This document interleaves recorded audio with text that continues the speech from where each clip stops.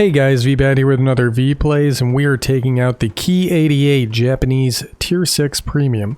I actually picked this up from a unique supply crate way back during the holiday event. This is going to be a departure from your typical Japanese fighter aircraft. This is going to be kind of like a medium-high altitude... Oh, hey buddy. A medium-high altitude light fighter, okay? So... it features a 37mm hub gun, thump, and then it also has two 20s, and they're all mounted, synchronized with the front of the aircraft here. So, oh, is everybody going to the middle? Are you going to the middle? Yeah, let's go to the middle. Cool. So, as you can see, we're getting up to about 6,000 feet, and at this tier, that is very respectable. Now, we're not super fast. I'm not going to say that at all, but we do have decent enough airspeed. We do get the shiny paint job on here. Whoa! And it's, I don't know, it reminds me kind of like, I want to say it reminds me kind of the LA line a little bit. Hey there, buddy. Oh, I gotta put on the brakes. Oh, we got it anyways. Whatever. Want to kill something? Where are we heading now? Follow the cluster. Let's go there. What-do-do? This at least will create kind of a blocking for these guys. Ooh, what is that? Yeah, let's do it.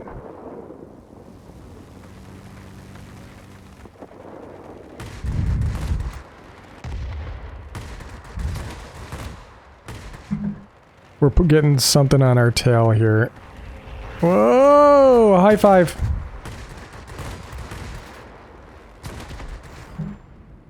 Yak 9U. You're a menace, Dennis. There's those big crits we like to see.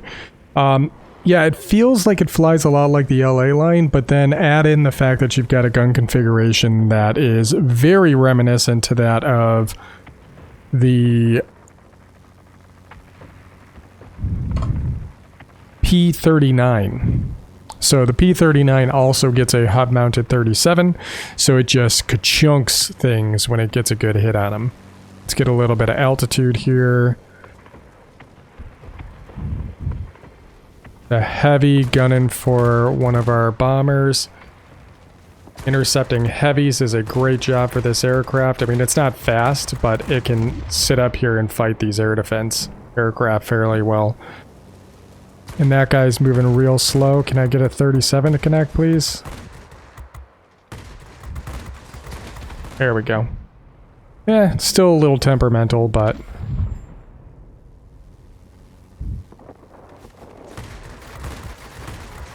good hit on him. Let's put out the fire. Throw on the pneumatic controls. We're dipping the nose, and we didn't need it, but it's okay. It's okay, it comes back. So use those consumables when you get the opportunity. There is an advantage to it. We got a good team on our hands here. They are doing some decent work. I'm going to go for a defensive posture and try and hold the mid. It's currently the most contested zone, and I'd rather do this than get air supremacy, because that makes for a bad video. You guys don't like watching that. I don't like making those videos, so... Alright, Dennis. There we go. Takes a second for it to register, but when it does, man, it's like that guy just got hit by a truck.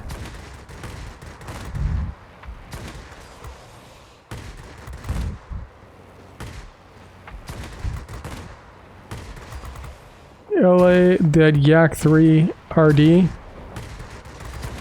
Not looking forward to him.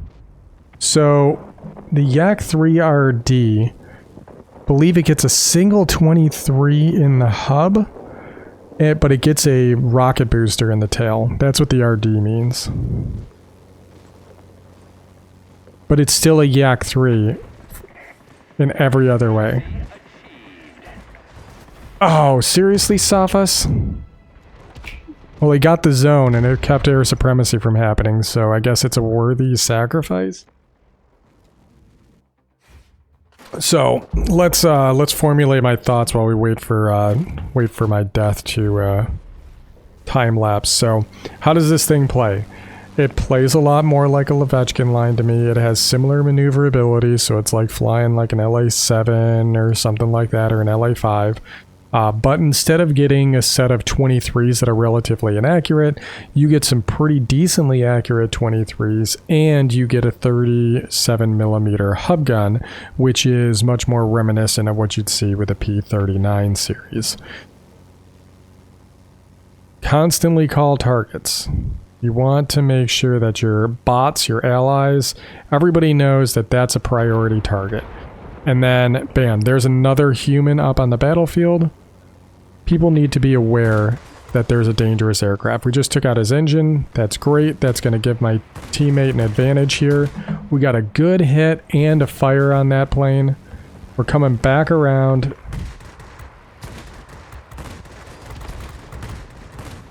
No fire on him that time. Boost, brake, twist. Go, go, go. Got him, nice. Vengeance, and we got the zone back for that kill, so... Haha! Gotta love that type of fight. Let's all go here, because they are going to be heading there right now, and we can dogfight over this site. I think that'll be a lot more fun. Come on, guys, the dogfight's over here. Where is he? There's a light fighter somewhere. That guy. We're gonna go after this multi-roll. I don't want to be caught at altitude. While I do have good altitude performance, I'm not as fast as those guys, so trying to avoid getting into like a fight with them.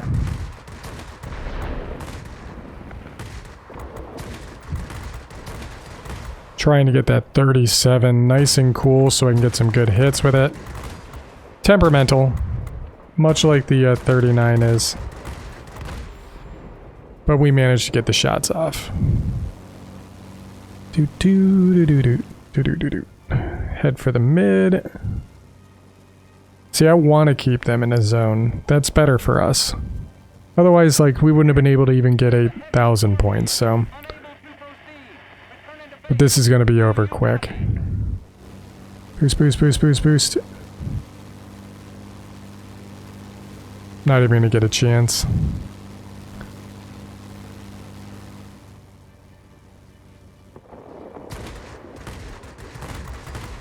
We got a good hit.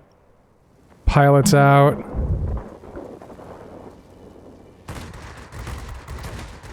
No, I wanted it.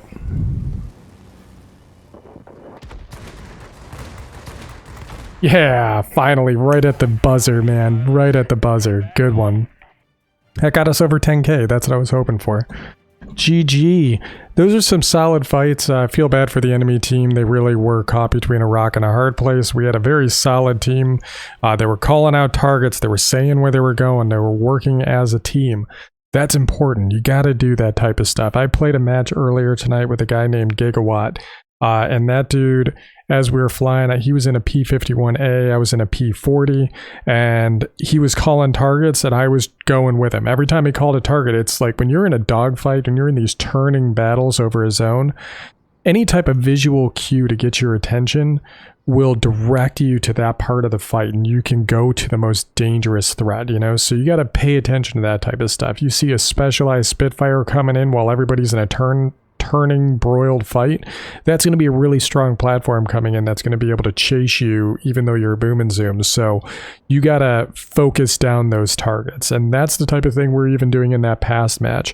So we had a call out there from Vicarious T. Vicarious T was doing the same thing. He was calling out targets.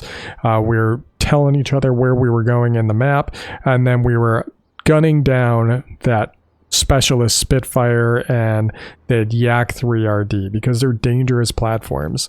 So Ki-88, what's the final verdict? I like it. I don't mind the aircraft. Like I said, the maneuverability is decent. Not quite Levechkin, but it's close. We're looking at a 10-second turn time with the current setup, and then when you specialize it, I'd probably end up putting polished skin on this thing just to be able to get it a little bit more in the dive, and I could use it more as a boom and zoom platform. Now, some of you might be looking at this and being like, well, V, why didn't you go with the boost setup? Why'd you go with the operated engine? I've been going back and forth on this. I've been swapping these all the time. My logic is, if I go with the operated engine, I'm always sitting around my cruise speed, because the engine keeps me there a lot easier despite any type of little movements. And it holds your speed more, at least I feel like it does. When I hit that boost and I get up to like 350 miles an hour and then I let go of the boost button, it holds it. So it's more like the boost is good for when you need to get speed right away. It's great for climbs. It's great for getting that acceleration when you need it all at one time. And is probably more viable in the heavies when you need to really punch yourself up to that high speed, because they have a tendency to maintain speed anyways, just based on mass. Meanwhile, I feel like the light fighters tend to bleed their energy a lot faster, and the operated engine seems to hold it better. But this might all be in my head, right? Because the whole thing with this is that it increases your cruise speed, and then we have acceleration without boost. That's what I'm saying. Like, when the boost is off, you're maintaining good acceleration, and that's going to be anything below your cruise speed is going to be managed by an operated engine. It's when you start getting above your cruise speed is when it's all about the boost, and I'm more interested in maintaining consistent airspeed in these fighters because they're more likely to spend a lot of time turning, while a heavy is going to be opting for boom and zoom all the time, and they're going to use their boost to get back up to altitude, and then they're going to let gravity carry them through the rest of the fight, while this aircraft will most likely be dogfighting at altitude. I don't know, your mileage may vary, but that's my logic, and it seems to be playing out, and I've actually been reconfiguring some of my aircraft for it, and I've been having much better success even on my P40. But so this was about the Ki-88 though. Ki-88, I think it's a solid platform. Like I said, not quite Levechkin turn times, but it does kind of have that nice chunky 37mm cannon. I like the 37mm cannon. I like it on my P38s. I like it on my P39. I like it on my XFL1. So that big kunk when somebody thinks that you're just getting attacked by maybe an air defense aircraft, and then the hammer hits and they lose their tail, they lose their pilot, they lose their engine, maybe all three at one time. And then I let my 20mm cannons underneath here actually finish off the target. But yeah, it's going to be a departure from your typical Japanese fighting style. It's going to be more kind of American or German fighter style. So hopefully you guys enjoyed the video. Maybe you enjoyed the aircraft. It's up to you. Again, I picked this up in a loot crate. I didn't seek it out, but hope you guys enjoy the video. And as always, I'll catch you on the next one.